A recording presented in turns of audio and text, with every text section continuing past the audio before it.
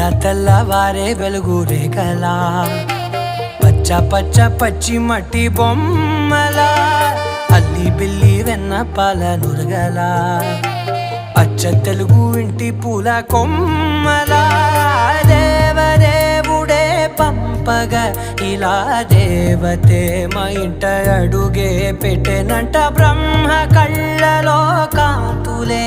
మా అమ్మలా మా కోసం మళ్ళీ లాలి పాడేనంట